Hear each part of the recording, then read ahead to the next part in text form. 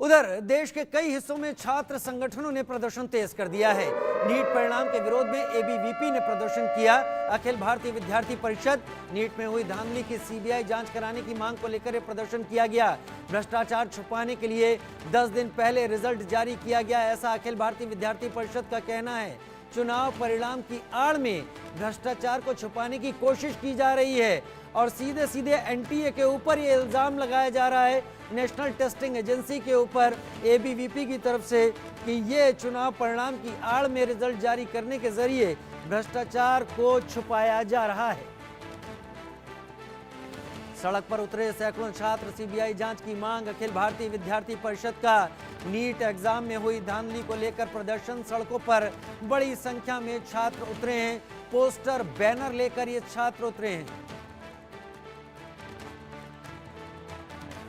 आज अखिल भारतीय विद्यार्थी परिषद जबलपुर महानगर के द्वारा एनटीए के खिलाफ प्रदर्शन किया गया। जैसा कि हम सभी जानते हैं कि एनटीए ने जो रिजल्ट अनाउंस किए हैं वो सरासर एकदम गलत है और कई छात्रों के खिलाफ ये एक प्रकार का ऐसा रिजल्ट है जो कई बच्चे इससे परेशान भी हैं, क्योंकि रिजल्ट जो अनाउंस किए गए वो किस दिन सभी को छुपाने के लिए जो भ्रष्टाचार किया गया उनके द्वारा, ऐसे ब्यूरोक्रेट्स जो ऐसा कार्य कर रहे हैं कि रिजल्ट अनाउंस करने थे 14 जून को, लेकिन रिजल्ट कब अनाउंस किए 4 जून को, क्योंकि हम सभी जानते हैं उस दिन हमारे आचार संहिता समाप्त हुई और रिजल्ट अनाउंस किए गए। साथ ही साथ जो ब्यूरोक्रेट्स हैं एनटीए के द्वारा, वो एक ही सेंटर पे, आप सभी जान के हैरान होंगे कि एक ही सेंटर पे कैसे पटना के एक सेंटर में 7 लोग लगातार 720 की एनटीए हायर एजुकेशन की सबसे बड़ी बॉडी है। एनटीए नीट, जेई, नेट जैसे बड़े एग्जाम कंडक्ट करती है जिसके माध्यम से स्टूडेंट अपना फ्यूचर डिसाइड करता है। जब नीट में ऐसी धांधली हो सकती है, ओएमआर सीट के माध्यम से पेपर लीक हो सकते हैं, एग्जाम सेंटर में चीटिंग हो सकती है, तो नेट के एग्जाम में क्यों नहीं होगी? एज अ नेट एस्पिरेंट मुझे भी यह डर लग रहा है कि जब नीट में हो रहा है तो नेट में क्यों नहीं होगा। तो मैं सेंट्रल गवर्नमेंट से मांग करती हूं कि एनटीए को सारी अथॉरिटी जैसे कि दे दी गई है कि यूनिवर्सिटी का एग्जाम भी नहीं कंडक्ट होगा, सारे एग्जाम नेट ही खुद ही कंडक्ट करवाएगा एनटीए। तो अगर एनटीए को इतना भी निष्पक्ष नहीं रहेगा कि वह यूनिवर्सिटी को भी खुद ही कंडक्ट करवा रहा है और स्कूल में, कॉलेजेस में सब उसने खुद के हाथ में लेकर रखा हुआ है, लेकिन उसकी अच्छे से पार्शियलिटी कर रहा है, उसमें किसी को ज़्यादा किसी को कम ग्रेस देकर टॉपर लाना, तो फिर हम कैसे अपना फ्यूचर देखें और कैसे एग्ज़ाम देने का सोचें। अखिल भारतीय विद्यार्थी परिषद के छात्र प्रदर्शन करते हुए एनटीए को कटघरे में खड़ा कर रहे थे और इस नीट के रिजल्ट को लेकर जो कोहराम मचा है, जो हाहाकार पूरे देश में है।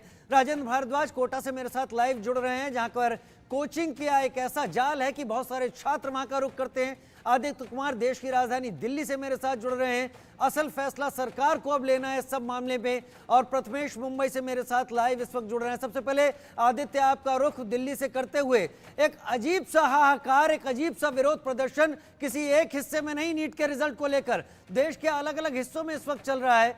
केंद्र सरकार अब वजूद में आ चुकी है, अस्तित्व में आ चुकी है। शिक्षा मंत्रालय इस पर क्या कोई बड़ा कदम उठाने की सोच रहा है या सोचा है?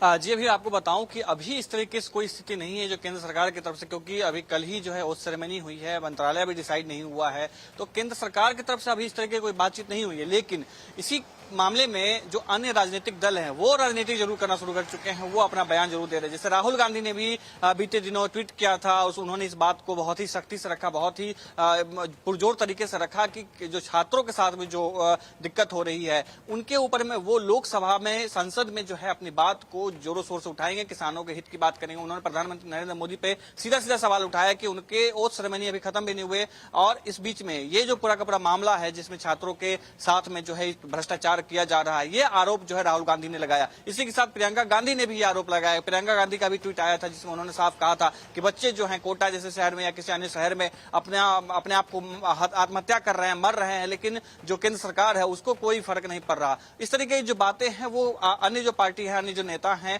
वो इस तरह की जरूर उठा रहे हैं। इस बीच में एनटीए ने प्रेस कॉन्फ्रेंस भी किया था शनिवार को, जिसमें उन्होंने साफ कहा था कि हमने 4 सदस्यीय टीम जो है वो गठित की है, जो ये पता करेंगे आखिर 1600 जो बच्चे हैं जिनको ग्रेस मार्क्स दिए गए हैं वो ग्रेस मार्क्स किस आधार पर दिए गए हैं या किस तरीके से दिए गए हैं या क्यों दिए गए हैं, देना सही है या नहीं है, ये सारी चीजें वो डिसाइड करेंगे। उस जांच में जो बातें आएंगी उसके आधार पर एनटीए अगला कदम उठाएगा। हालांकि एनटीए से सवाल पूछा गया कि क्या इस तरीके की धांधली हुई है जिसमें नीट के जो पेपर्स है, क्योंकि जब चुनाव से पहले चुनाव से पहले जो परीक्षा चल रहा था 5 मई को जो परीक्षा था, तो उस परीक्षा में कई बार ऐसे हुआ कि सोशल मीडिया पे बहुत सारे ऐसे क्वेश्चन पेपर्स थे जो लीक हो रहे थे, तैरने लगे थे, जिसके बारे में बताया गया था। एनटीए ने कहा था कि ये जो है क्वेश्चन पेपर किसी तरीके का उससे लिंकेज नहीं है जो पेपर आने वाला है नीट के एग्जाम में। हालांकि पटना में इस तरीके कुछ कार्रवाई भी हुई थी जिसमें कई लोगों की गिरफ्तारी भी हुई थी, लेकिन एनटीए ने इस तरीके से साफ मना कर दिया था। उन्होंने सिर्फ एक राजस्थान के एक सेंटर के ऊपर माना था कि कुछ छात्रों ने जबरन जो क्वेश्चन पेपर्स थे उनको ले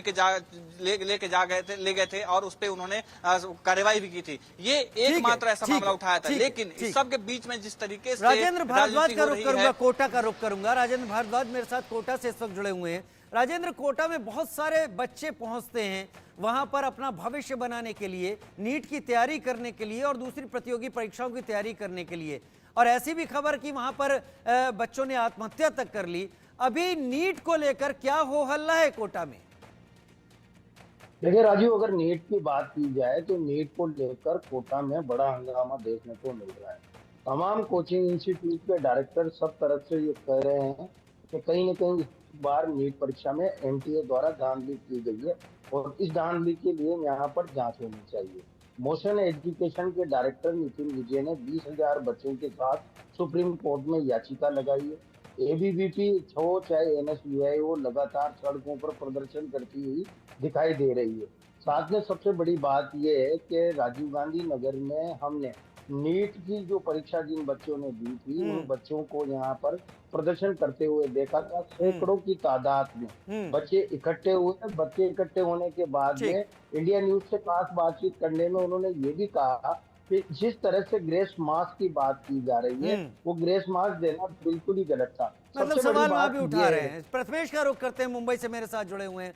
प्रथमेश, मुंबई में भी लोगों के बच्चों जिन्होंने परीक्षा दी है उन परिवारों में एक तरीके की मायूसी है कि बच्चों के पेपर के साथ ऐसा खिलवाड़ हुआ है और अब तक हालात, मतलब स्थिति साफ नहीं है। असलियत में हुआ क्या है? एनटीए अपना बयान देकर अपने को किनारे कर रहा है, क्या वहां पर मुंबई में इस वक्त बच्चों के दिल में? जी बिल्कुल, अगर महाराष्ट्र और मुंबई की हम लोग अगर बात करें तो यहाँ से बहुत से छात्र हैं और एस्पिरेंट्स हैं जो इस बार के नीट के परीक्षा में बैठे हुए थे।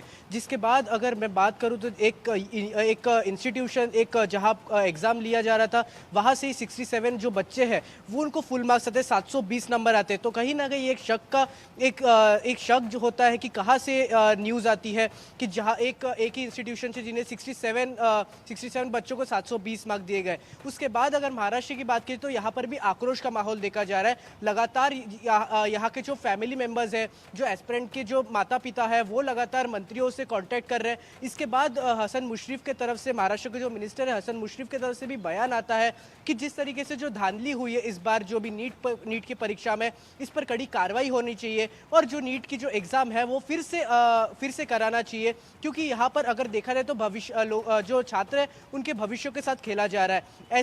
ऐसे जो महाराष्ट्र में और मुंबई में यहाँ पे कहा जा रहा है, क्योंकि अगर देखा जाए तो मुंबई में बहुत सारे जो छात्र हैं वो यहाँ से नीट की परीक्षा देते हैं और जो 12th के बाद एक बहुत बड़ा जो 2 साल ये एग्जाम के लिए प्रिपेयर करते हैं छात्र, जिसके बाद ये नीट की परीक्षा देते हैं और जिसके बाद इन्हें गवर्नमेंट कॉलेज मिलते हैं MBBS करने के लिए और एक डॉक्टर बनने के लिए एक नई CD मिलती है, जिसके बाद उनका एक फ्यूचर एक अच्छी तरीके से दिखता है।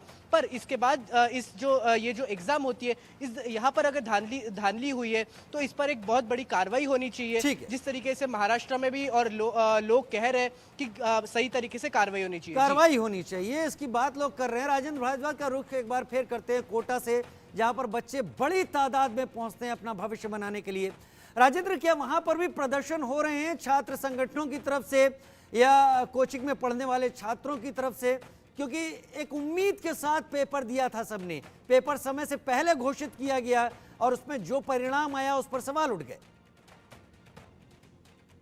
बिल्कुल राजीव, अगर कोटा की बात की जाए तो कोटा एजुकेशन का हब कहा जाता है, और हब के साथ साथ ही यहाँ पर 2 लाख से अधिक बच्चे देश भर से यहाँ पर नीट और आईआईटी की तैयारी करने कोटा पहुंचते हैं। जब ये एग्जाम हुआ तो बच्चों को कहीं ना कहीं उम्मीद थी, जब उन्होंने अपनी आंसर शीट चेक करी तो उनको लगता था कि कहीं ना कहीं उनका सरकारी कॉलेज मिलेंगे, मगर जिस तरह की विडंबना देखिए आप, 68 बच्चों के 720 में से 720 नंबर है, और अगर 615 से 616 की और 14 की बात करें तो 65,000 ऐसे बच्चे हैं जिनके ये अंक है। अब सबसे बड़ा सवाल यहाँ पर एनटीए के ऊपर ये खड़ा हो जाता है कि कौन सा बच्चा टॉपर है और किस बच्चे को दिल्ली एम्स मिलना चाहिए, क्योंकि मेडिकल कॉलेज में राजू सबसे बड़ी बात यह है कि सीटें निश्चित है, और सीटें निश्चित होने के कारण ही अगर 68 बच्चों के यहाँ पर फर्स्ट रैंक यहाँ पर दे दी गई है तो कहीं ना कहीं बड़ी परेशानी हो गई है, बच्चों को कहीं ना कहीं निराशा का सामना करना पड़ रहा है। राजू सबसे बड़ी बात इसमें एक ये भी है, मध्य प्रदेश के रीवा जिले की रहने वाली बागीचा तिवारी ने जिस दिन नीट का रिजल्ट आया और रिजल्ट आने के बाद में 9वीं मंजिल से कूदकर आत्महत्या कर ली। उसके तस्वीरें बाद बहुत वायरल हुई थी राजेंद्र, तस्वीरें बहुत वायरल हुई थी, और ऐसे बच्चों और उनके परिवारों का दर्द भी हम समझते हैं कि एक गलत रिजल्ट या एक शक के दायरे में आया रिजल्ट बच्चों की जीवन ही लीला समाप्त कर रहा है। आप लोग बने रहिए हमारे साथ, क्योंकि इस वक्त की बड़ी खबर यह है कि नीट प्रवेश परीक्षा के खिलाफ सुप्रीम कोर्ट में एक नई याचिका दाखिल कर दी गई है। याचिका में पूरे मामले की जांच स्पेशल इन्वेस्टिगेशन टीम यानी एसआईटी से कराने की मांग है। 5 मई को हुई नीट परीक्षा को रद्द किए जाने की मांग है। याचिका में दोबारा नीट परीक्षा कराने की मांग की गई है। नीट परीक्षा के नतीजों पर रोक लगाने की भी मांग की गई है, यानी नतीजों पर रोक लगाई जाए, 5 मई को हुई परीक्षा रद्द की जाए और इसके साथ एसआईटी से जांच कराई जाए कि कौन लोग हैं जिन्होंने इस परीक्षा को मजाक बनाकर रख दिया है। आदित्य मेरे साथ इस वक्त जुड़े हुए हैं। आदित्य, क्या एजुकेशन मिनिस्ट्री, शिक्षा मंत्रालय में जो बड़े अधिकारी हैं या नीट से जुड़े हुए या एनटीए के अधिकारी, क्या वो समझ रहे हैं गंभीरता को? अगर सुप्रीम कोर्ट में मामला गया है तो जाहिर से बहुत सारे बच्चों की लाइफ के साथ खिलवाड़ है। सुप्रीम कोर्ट कड़ा कदम लेता है तो शायद इनको भी पसीने आ सकते हैं। जी बिल्कुल, आपने सही कहा कि अगर सुप्रीम कोर्ट इस मामले में आती है तो इनके लिए, पूरे एनटीए के लिए और पूरी जो परीक्षा व्यवस्था है, क्योंकि ये सिर्फ एनटीए की बात नहीं है, ऐसा पहली बार नहीं हुआ है कि जिससे एनटीए इस तरीके से सवालों के घेरे में है या नीट की परीक्षा जो है इस तरीके के सवालों के घेरे में। इससे पहले भी कई मामले ऐसे आ चुके हैं जिसमें बच्चों के साथ में, क्योंकि इस बार 24 लाख बच्चों ने परीक्षा दिया था और हर साल जो है ये आंकड़ा लगातार बढ़ता जाता है। जितने भी बच्चे 10th 12th पास करते हैं, जिनका पिछली बार नहीं हुआ होता है, वो अगली बार परीक्षा देते हैं। ऐसी स्थिति में जो है ये सवाल एनटीए पे है, पूरी जो सिस्टम है, पूरी व्यवस्था जो है, जो परीक्षा लेने की या प्रश्न तैयार करने की जो व्यवस्था जिनके जिम्मेदारी में है, उनके ऊपर जो है प्रश्न चिन्ह जो है वो खड़ा करता है। तो कहीं ना कहीं जो है सो एनटीए पे भी सवाल है जिसने प्रश्न पत्र तैयार किया। जैसे एनटीए ने जब प्रेस कॉन्फ्रेंस कहा था तो प्रेस कॉन्फ्रेंस में भी एक बात उन्होंने कही थी कि जो ग्रेस मार्क दिया गया है, उस ग्रेस मार्क को लेकर के सबसे बड़ा सवाल उठता है, क्योंकि ग्रेस मार्क आखिर कैसे दिया गया। और जो एनटीए ने माना है कि एनटीए 4 सदस्यीय टीम गठित करके इस बात की जांच करवा रहा है, तो वो 4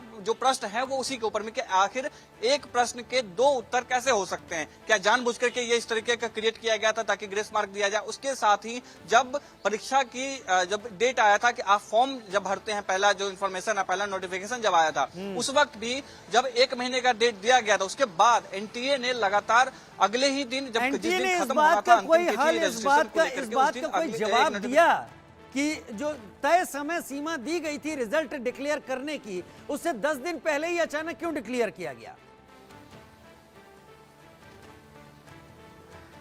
जी, एनटीए की तरफ से इसकी तरफ से कोई जवाब नहीं दिया गया है। उन्होंने आखिर किस आधार पर पहले ही 10 दिन पहले, क्योंकि 14 तारीख का डेट था। आप एक बात और गौर करेंगे, जब 2 दिन एक्स्ट्रा दिया गया, जब एक बार पहले जब नोटिफिकेशन आया कि आपका 9 तारीख तक अंतिम तिथि है परीक्षा फॉर्म डालने की, उसके बाद 10 तारीख तक डेट बढ़ाया गया, 2 दिन एक्स्ट्रा डेट बढ़ाया गया। इस पर भी सवाल उठा था, लोगों ने इस पर भी निशानियां सवाल उठाए थे कि आखिर ऐसा क्यों किया गया। उसके बाद 14 तारीख को नहीं किया गया। प्रथमेश के मुंबई में भी लोग तरीके के सवाल पूछ रहे हैं प्रथमेश की अचानक रिजल्ट को समय से पहले क्यों डिक्लेयर किया गया? क्या इलेक्शन के शोर में या काउंटिंग के शोर में ये सारी चीजें दबी रह जाएंगी और इस पर कोई किसी तरीके का सवाल नहीं उठ पाएगा और जो चीजें हुई हैं वो यूं ही निकल जाएंगी? जी बिल्कुल, मुंबई में भी ये सवाल उठ रहा है कि किस तरीके से जो रिजल्ट है वो जल्दी डिक्लेयर कर दिया गया था, क्योंकि 4 तारीख को जैसे कि नतीजे भी आने वाले थे इलेक्शंस के, उसी के साथ ही इनके जो नीट के नतीजे उन्हें भी डिक्लेयर कर दिया गया। तो इसमें एक सबसे बड़ा सवाल ये खड़ा होता है कि यहाँ पर अगर डिक्लेयर करने में यही कहीं पे पैसों की बात नहीं आती या फिर कहीं धांधली की तो बात नहीं आती। एक सबसे बड़ा एक प्रश्न यहाँ पर खड़ा होता है। अभी फिलहाल तो सुप्रीम कोर्ट में याचिका दायर कर दी गई है पेरेंट्स की तरफ से, स्टूडेंट की तरफ से, कि वापस से इसकी जांच होनी चाहिए पूरा पेपर, क्योंकि अगर देखा जाए तो फिर से जो एक्स्ट्रा मार्क्स दिए गए कुछ लोगों को, ये एक बहुत बड़ी एक गलत तरीके से मार्क्स दिए गए। अगर पेपर लेट दिया जाता है तो शायद पेपर लेट कलेक्ट भी किया जा सकता है। ये भी एक सबसे बड़ी एक महत्वपूर्ण एक सूचना रहती है। तो इसमें अगर बात किया जाए तो, और ये एग्जाम ऑफलाइन तरीके से चल रही थी, अगर ऑनलाइन तरीके से अगर एग्जाम चलती तो बात अलग थी। ऑफलाइन तरीके से एग्जाम चल रही है तो अगर 15 मिनट का अगर पेपर आपको लेट दिया जा रहा है तो 15 मिनट का पेपर लेट भी कलेक्ट कर सकते हैं। ये भी इसमें सबसे बड़ा एक मुद्दा बड़े उठाया जा सवाल रहा हैं है। प्रथमेश, तो बहुत सारे देखा जाए तो सवाल हैं जांच की जो मांग एनटीए को लगातार कटघरे में खड़ा करते हैं, जिसके चलते एनटीए को जवाब देना मुश्किल भी हो रहा है। बहुत शुक्रिया प्रथमेश, आदित्य, आप सभी का, और राजेंद्र भारद्वाज आपका हमारे साथ जुड़ने के लिए।